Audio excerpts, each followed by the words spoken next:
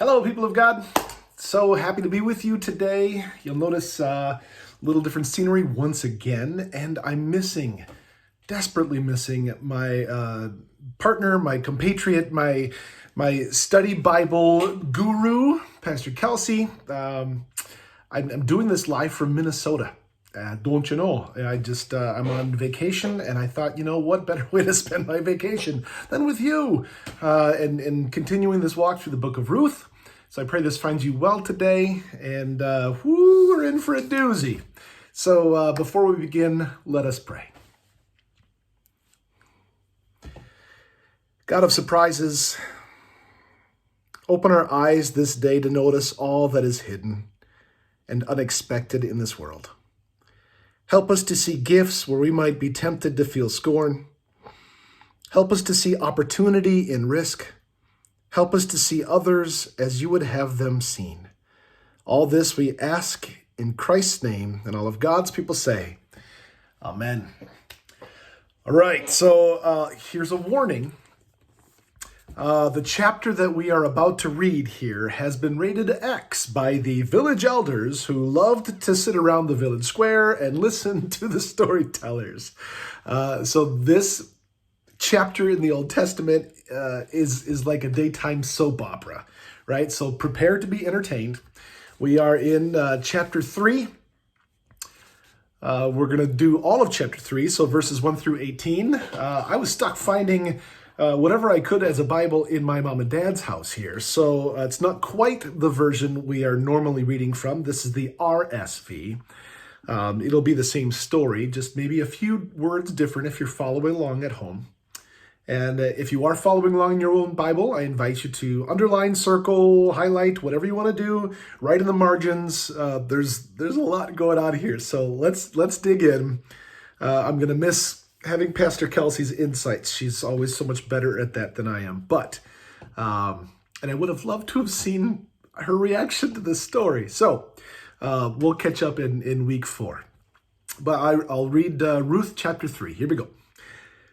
Then Naomi, her mother-in-law, said to her, "My daughter, should I not seek a home for you, that it may be well with you? Now is not Boaz our kinsman, with whose maidens you were? See, he's winnowing barley tonight at the threshing floor. Wash therefore and anoint yourself, and put on your best clothes, and go down to the threshing floor. And do not make yourself known to the man until he has finished eating and drinking. But when he lies down, observe the place where he lies. Then go and uncover his feet and lie down, and he will tell you what to do." And she replied, "All that you say, I will do." So she went down to the threshing floor and did just as her mother-in-law had told her. And when Boaz had eaten and drunk, and his heart was merry, he went to lie down at the end of the heap of grain. Then she came softly and uncovered his feet and laid down. At midnight the man was startled and turned over, and behold, a woman lay at his feet. He said, "Who are you?" And she answered, "I am Ruth, your maidservant. Spread your skirt over your maidservant, for you are next of kin." And he said, "May you be blessed by the Lord, my daughter. You have made this last kindness greater than the first, in that you have not gone after young men, whether rich or poor. But now, my daughter, do not fear. I will do for you all that you ask, for all my fellow townsmen know that you are a woman of worth. And now it is true that I am near kinsman, or a near kinsman, yet there is a kinsman nearer than I. Remain this night, and in the morning, if he will do the part of the next of kin for you, well, let him do it. But if he's not willing to do the part of next of kin for you, then, as the Lord lives, I will do the part of the next of kin for you. Lie down until the morning." So she lay at his feet until the morning, but arose before one could recognize another. And he said, "Let it not be known that the woman came to the threshing floor." And he said, "Bring the mantle you are wearing and hold it out." So she held it out, and he measured out 6 measures of barley, and laid it upon her. Then she went into the city, and when she came to her mother-in-law, she said, "How did you fare, my daughter?" Then she told her all that the man had done for her, saying, "These 6 measures of barley he gave to me, for he said, 'You must not go back empty-handed to your mother-in-law.'" She replied, "Wait, my daughter, until you learn how the matter turns out, for the man will not rest, but will settle the matter today." That is chapter 3 of, a soap opera. Excuse me. So, let's dig into this a little bit, and I guess have some fun with this. So, much of the action that we talk about in chapter 3 takes place at the threshing floor. Now, the threshing floor was a circle with a hardened surface, whether it was packed ground or rock or brick usually, right? So men would go and take the grain stalks of the floor and they would bang it on the floor, okay? So that the grain would collect on the floor and then the chaff was tossed aside. So a threshing floor might be owned by a family or it might be owned by the whole village. It often was located just outside of the village, okay? So the threshing floor was a place where the men of the village gathered together and stayed the night to protect the harvested grain. So they did all that work and then they would stay there to make sure that no one else took their grain. They probably partied. Okay, obviously Boaz, Ruth tells us Boaz ate and drank, and he was quite merry. So I don't know, sounds like a party to me. So the women who would have come to the floor at night were probably those of questionable character. Okay, so when Naomi tells Ruth to dress in her finest clothes and go to the threshing floor and lie at Boaz's feet, okay, the scene is set for a pretty piping story here. Piping hot, I should say. So, a lot of suggestions of what's going on here. There's an opportunity here. So, lest we be tempted to think that the steamy scene has no redeeming value, it is worth considering why Naomi sends Ruth to the threshing floor. Everything hinges on the historic responsibilities of the next of kin. So again, back in those days, it was a patriarchal society. Everything was run through men. So the husband, the father, the son. Okay. As we talked about in weeks past, Ruth and Naomi are husbandless, sonless, fatherless. Okay. So next of kin was an important thing to resolve, basically for Naomi and Ruth to have a spot in society, okay? The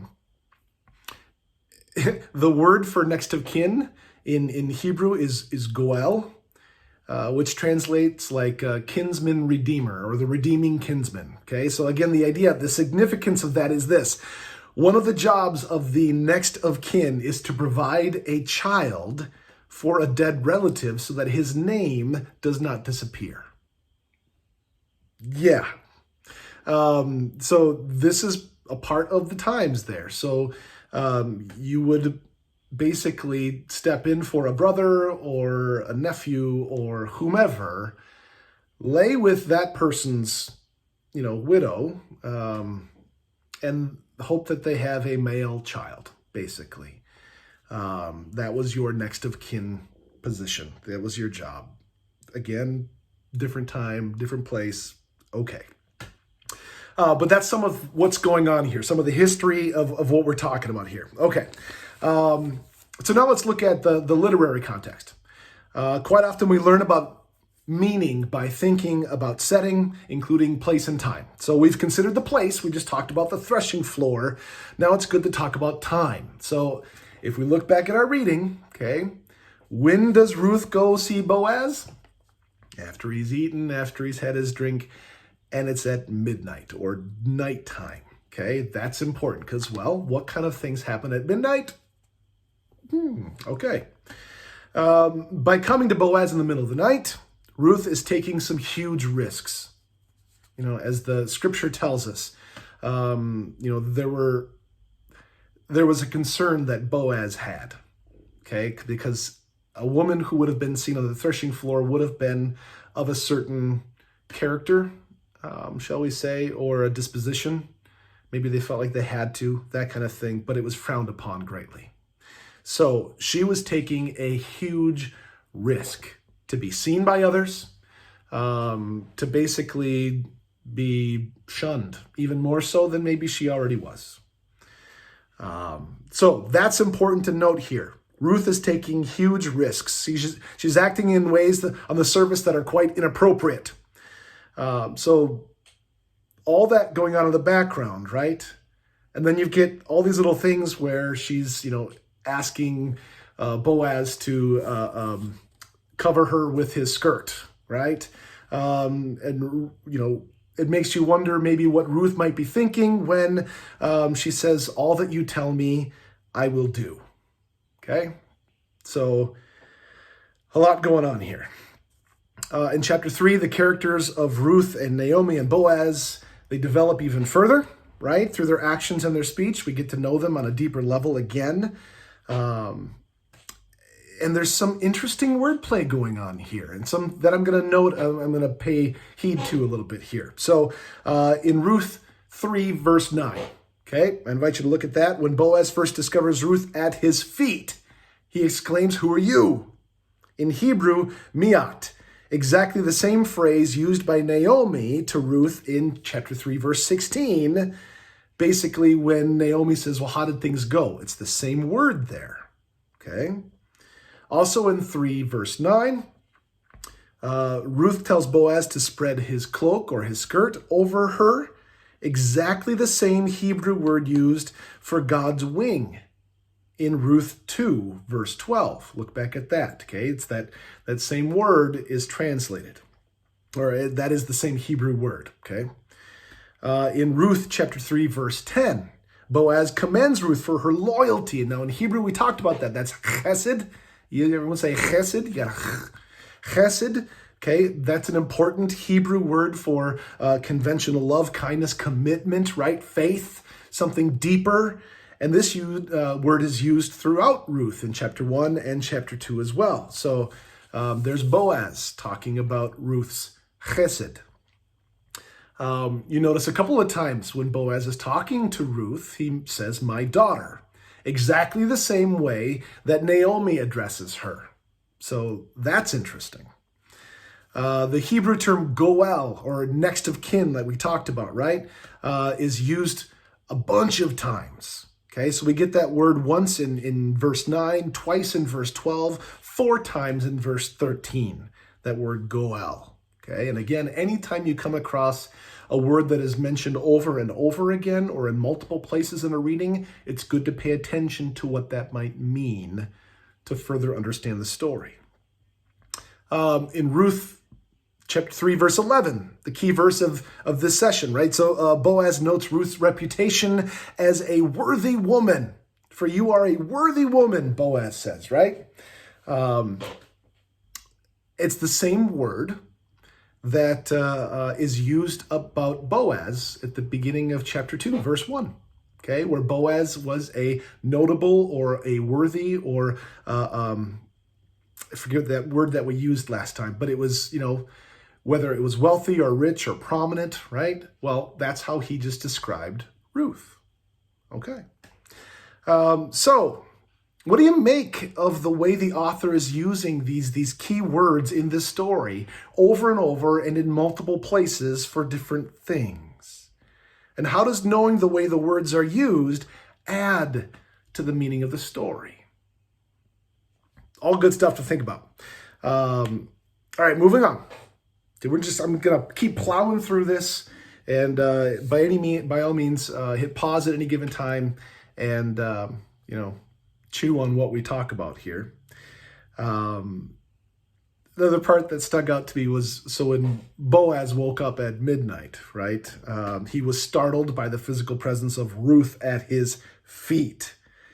And then he's even more startled by her proposal to him to basically she'll do whatever he asks.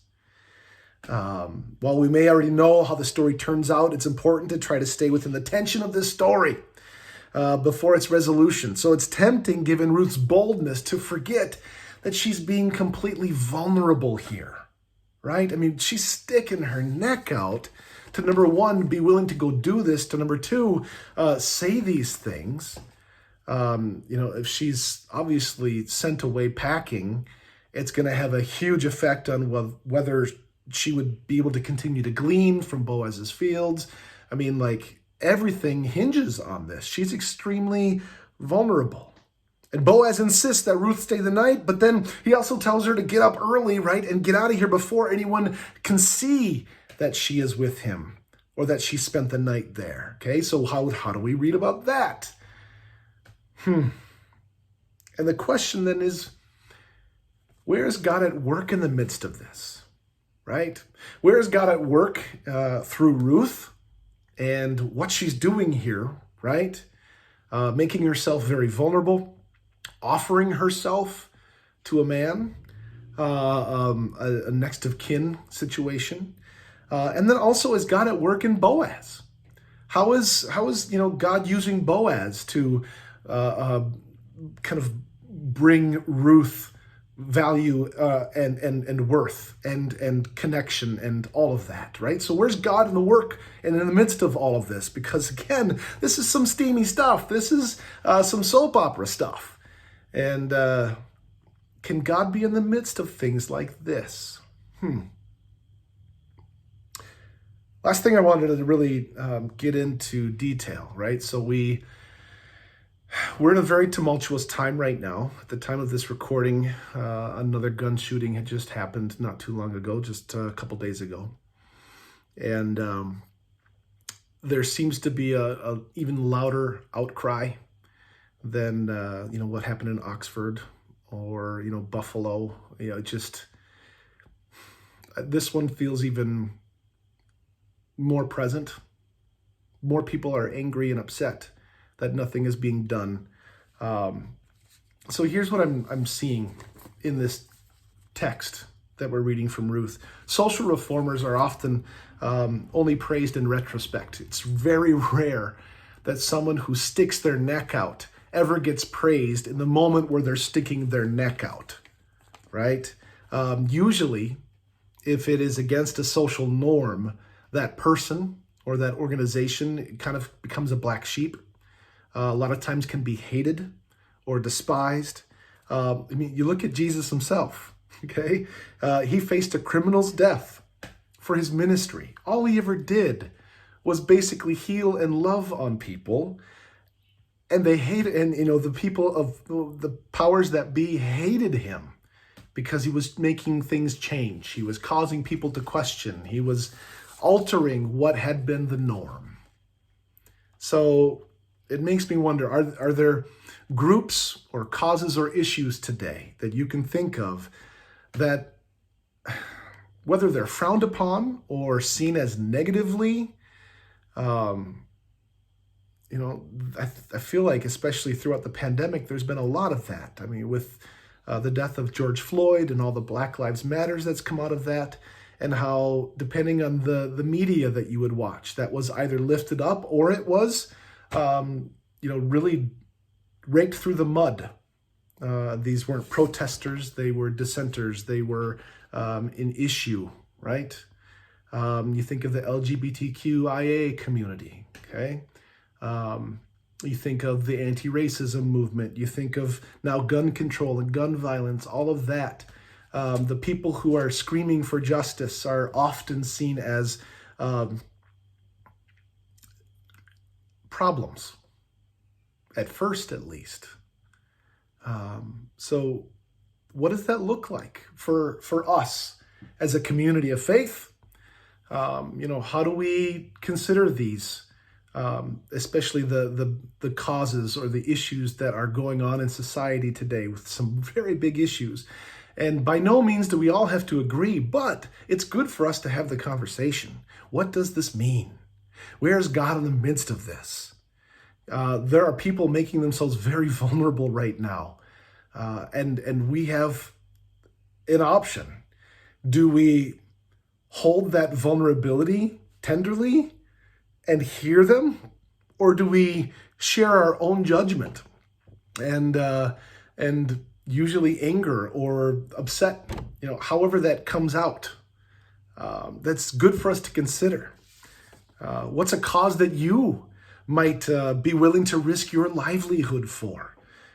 Even maybe your life. I mean, that's what Ruth was doing here in this third chapter. Being completely vulnerable, being willing to listen to her mother-in-law, being willing to lose everything to gain something, to gain some value in this world, in her life. And so what does that look like in our society and for us today? Martin Luther once said this, Martin Luther King Jr., "On some positions, cowardice asks the question, is it safe? Expediency asks the question, is it politic? And vanity comes along and asks the question, is it popular? But conscience asks the question, is it right? And there comes a time when one must take a position that is neither safe, nor politic, nor popular, but he must do it because conscience tells him it is right." That's a very powerful statement. And a good one for us to consider, again, as individuals or as a church community or as citizens of the United States. We are to a point where it's good to acknowledge the questions like, is it safe? Is it political or politic? Is it popular? But at the end, doesn't it need to come down to the question of, is it right? Isn't that where ultimately we are convicted and called to lead as Christians? Is what we are experiencing right? Food for thought.